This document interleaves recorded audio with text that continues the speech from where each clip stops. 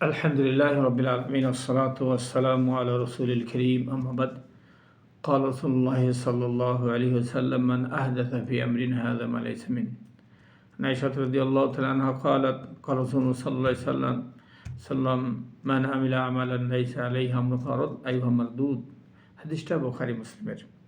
রাসূল বলেছেন যে এটা আমি বলি নেই, যদি কেউ এটা সওয়াব মনে করে যদি করে তাহলে সে প্রত্যাখ্যাত হবে, তার আমলটা গৃহীত হবে না।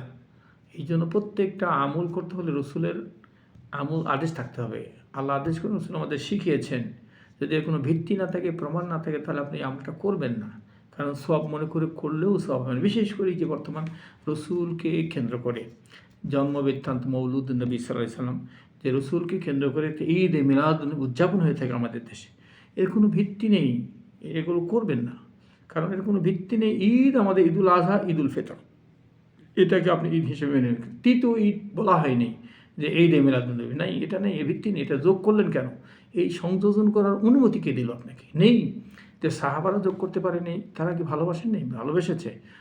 তাবেইনরা, এইভাবে সমস্ত ইমামরা, আইমাই মুস্তাহিদ, তারা কেউ তো এগুলো করেনি, কারণ এগুলো ভিত্তি নেই। কিন্তু পরে এসে আমরা বেশি ভালোবাসা দেখালাম। আমরা বর্তমান জামানায় মুনাফিক মার্কা মুসলমান। আমরা হাজারো মিথ্যা কথা বলি, হাজারো অন্যায় করি, আর আমরা নিজেদেরকে বেশি রসুলের মহব্বতের অনুসারী দাবি করি। আসুন আমরা এগুলো ছেড়ে দেই। এটা অনুসরণ তো হবেই না, বরঞ্চ আল্লাহর লানত আসবে। কথাটা আমারও না, যারা বিদাত করে তাদের প্রতি আল্লাহর লানত আসে। একটু দেখুন যে কীভাবে লানত। এই হাদিসটা সহিহ মুসলিমের আলী তিনি বর্ণনা করেছেন, লান আল্লাহ মান আওয়া মুহদিসান, আল্লাহ লানত যারা বিদাত করে তাদের প্রতি লানত। যারা বিদাত প্রশ্রয় দেয়, বিদাত করে, বিদাতকে অংশগ্রহণ করে, সার্বিক সহযোগিতা করে, সবার প্রতি আল্লাহ লানত। তাহলে এই যে আমাদের দেশে এগুলো চালু আছে। আসুন আমরা ঈদে মিলাদুন্নবী আমরা করি, উৎসব না করি, এটা আমার নেই। রসুলকে ভালোবাসবেন, কোনো সন্দেহ নেই, কিন্তু এইভাবে নেই। এরপরে বিশেষ করে মানুষ মরে গেলে জিয়ারত মাহফিল, কুলখানি, চল্লিশা, মৃত্যুবাসী উদযাপন করে থাকি, এর কোনো ভিত্তি নেই। আপনি এগুলো করবেন না, কারণ এটা বিদাত। আপনি লক্ষ লক্ষ টাকা খরচ করলেন কিন্তু সব পেলেন না। অত এগুলো এগুলোতে আমরা ছেড়ে দিই। আপনি এইভাবে অনুষ্ঠান করবেন না। হ্যাঁ, মরে গেলে অনুষ্ঠান করবেন। আপনি অনুষ্ঠান করলে করেন, রমজান মাসে রোজাদার ব্যক্তিদের খানা খাওয়ান, গরিব মাসে দান সৎকার করেন। যখনই মাসে আপনি গরিবদেরকে, অসহায় ব্যক্তিদের দান করবেন, তাদেরকে দিবেন। আপনার মা বাবা মারা গেছে, কবরে রাখার আগে কিছু আপনি এতিমদেরকে দান করে দেন, দেখেন সঙ্গে সঙ্গে কবর আযাব নেমে যাবে। এগুলো করেন, কিন্তু আপনি কি করলেন? সমস্ত গ্রাম ধরে দাওয়াতি খাওয়াই দিলেন, কুলখানি করলেন। এর কোনো ভিত্তি নেই। আমরা এগুলো না করি, টাকাও চলে গেল, মাঝখান থেকে আল্লাহ লানতের ভাগে হয়ে গেলেন আপনি। শুধু তাই না, কিয়ামতের দিন আল্লাহ রসুল আপনাকে তারাই দিবে যারা এই কাজগুলো করেছেন। কেন? ওই যে বাধা দেবে, হাউজে কাউসের পানি পান করতে আসবে, কি বল, সুখান সুখান লিমান গাইয়ারাবাদী, দূর হয়ে যাও যারা এই নতুন নতুন দিন আবিষ্কার করেছ। আসুন আমরা সতর্ক হয়ে যাই, যার কোনো ভিত্তি নেই সেগুলো না করি। যত বড় মহাদেশ মুক্তি হোক বলুক না কেন, আমরা রসুলকে ভালোবাসি, কোনো সন্দেহ নেই। রসুলকে ভালোবাসতেই হবে। আপনার জান মালের থেকে নিজের মা বাবার থেকে রসুলকে ভালোবাসতে হবে। তো ভালোবাসাটা এটা না যে আপনি নতুন কিছু আবিষ্কার করে ভালোবাসা দেখাবেন না। ভালোবাসলে আল্লাহ আপনাকে আমাকে ক্ষমা করে দেন। কুলিন কুনতুম তুহিব্বুনাল্লাহ ফাত্তাবিউনি ইউহিব্বুকুমুল্লাহ ওয়া ইয়াগফির লাকুম যুনুবাকুম আল্লাহু গফুরুর রহিম। আল্লাহ বলছেন, যারা আমাকে ভালোবাসে তারা রসুলকে যেন ভালোবাসা আনুগত্য করে। তারা আনুগত্য করে, রসুল আনুগত্য করাটাই রসুলকে ভালোবাসা। আল্লাহ আমাদেরকে ক্ষমা করে দেবেন। তা আসুন আমরা কীভাবে রসুলকে ভালোবাসবো এ প্রসঙ্গে আরও আমাদেরকে সতর্ক করলেন যে জাবেরতে একটা হাদিস এসেছে, কুল্লু বিদআতিন দালালা কুল্লু দালালাতিন ফিন্নার। যারা বিদআত করবে তারা সবাই গোমরাহি পথভ্রষ্ট, আর এই পথভ্রষ্ট লোক তারা সবাই জাহান্নামী। তো কেন আমরা জাহান্নামের দিকে যাব? যতই ভালো দেখাক, এটা ভালো না। আমাদের দেশে একদম ফতোয়া দেয় বেদাতে হাসানা। বেটা বেদাতে হাসানা তুমি বুঝো, বেদাতে হাসানা কাকে বলে? বিদাত তো সবই বেদাত। সোয়াবের নিয়তে যতগুলো করবে সবই বেদাত। হ্যাঁ, অনুষ্ঠান করে খানা খাওয়ানো, চল্লিশা করা, মৃত্যুবার্ষিকী পালন করা, জিরত মাহফিল করা, হ্যাঁ, কবরস্থানে সবাইকে দলবদ্ধভাবে গিয়ে একসাথে দোয়া করে কবরবার্ষিকীর সামনে, এগুলো সবই বেদাত। আপনি দোয়া করবেন, যাবেন, কিন্তু এই সিস্টেম নেই। এই বেদাতকে ছেড়ে দিতে হবে, পরিহার করতে হবে। বেদাতভাবে কোনো কাজ করলে এই আমলটা গৃহীত হবে না, বরঞ্চ আমলও চলে যাবে, আপনার আমল সব ধ্বংস হয়ে যাবে, আরও আল্লাহ লানতের ভাগী হবেন। আসুন আমরা রসুলকে ভালোবাসবো, কোনো সন্দেহ নেই, কিন্তু বেদাতযুক্ত আমলগুলো আমরা ছেড়ে দেই, এগুলো না করি। রসুলকে ভালোবাসবো, অবশ্যই আমাদের ভালোবাসতে হবে। আসুন আমরা কীভাবে রসুলকে ভালোবাসা প্রকাশ করব? রসুল অবশ্যই ভালোবাসতে হবে, নিজের জান মালের থেকে ভালোবাসতে হবে। হাদিস, পরিষ্কার হাদিস, যে তার প্রথমে পুরা মুমিন হতে পারবে না যখন সে নিজের যে মা বাবা জানমাল থেকে ছেলে সন্তান রসুলকে ভালো নামাসবে। তো আসুন যে আমরা রসুলকে ভালোবাসা দেখাবো রোজা রাখার মাধ্যমে। রসুল সোমবার দিন পৃথিবীতে জন্মগ্রহণ এসেছেন, এই জন্য আমরা এই দিনে খুশি হয়ে সোমবারে রোজা রাখবো। সোমবার রোজা রাখবেন, বৃহস্পতিবার রোজা রোজা রেখেছেন সোমবারে এবং বৃহস্পতিবারে আমগুলো ওঠানো হয়।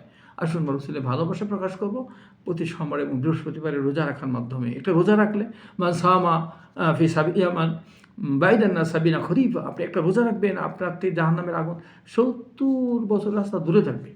তাহলে আসুন আমরা এইটা ভালোবাসা দেখাই যে রোজা রাখার মাধ্যমে আল্লাহ সন্তুষ্টির জন্য রোজা রাখার মাধ্যমে আমরা রসুলকে ভালোবাসি।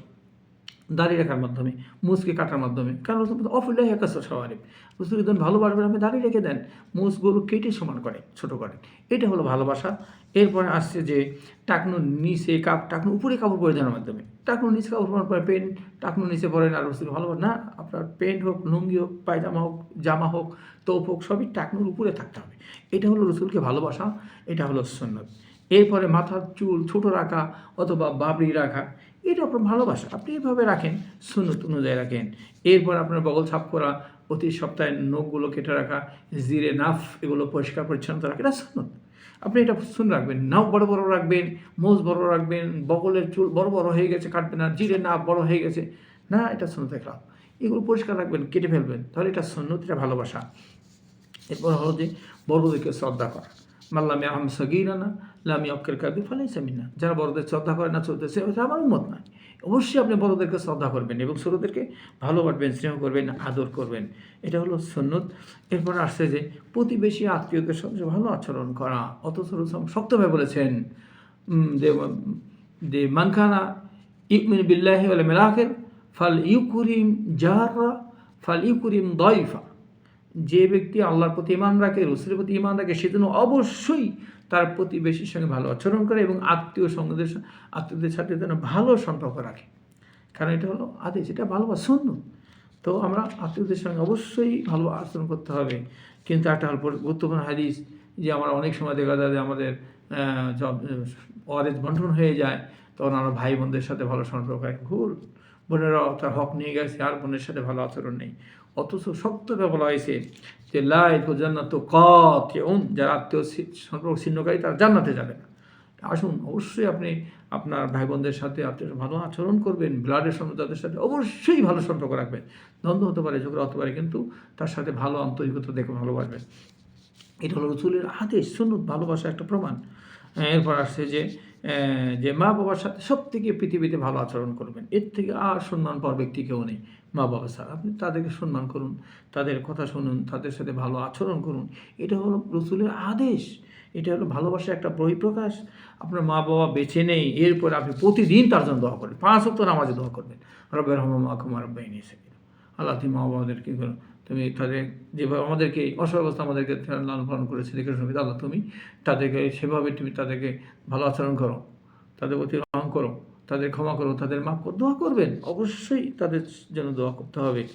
এরপরে যে একটা পরিষ্কার গুরুত্বপূর্ণ হাদিস বর্ণনা করেছেন যে আন আবি হুরায়রা রাদিয়াল্লাহু তাআলা আনহু قال قال رسول الله صلى الله عليه وسلم من يسر على موسر يسر الله في الدنيا والآخرة। সহিহ মুসলিম হাদিস, যে পৃথিবীতে যদি কোনো ভাইকে সাহায্য সহযোগিতা করলো, আল্লাহ সুবহানাহু ওয়া তাআলা তাকে দুনিয়াতে সাহায্য করবেন এবং আখিরাতেও সাহায্য করবেন। গুরুত্বপূর্ণ একটা হাদিস।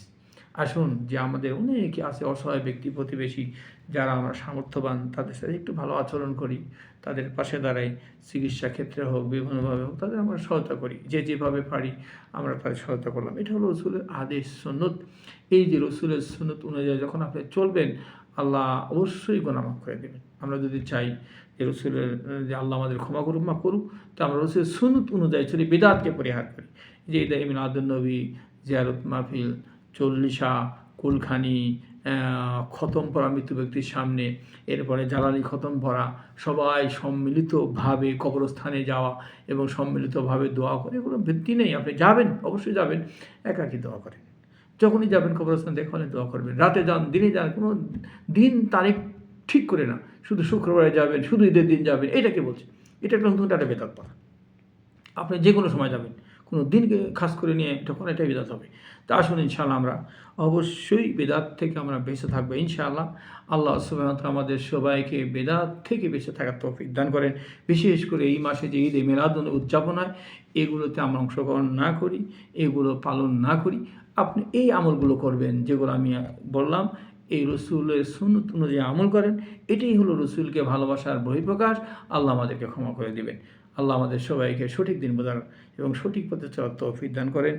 বারাকাল্লাহু ফিকুম।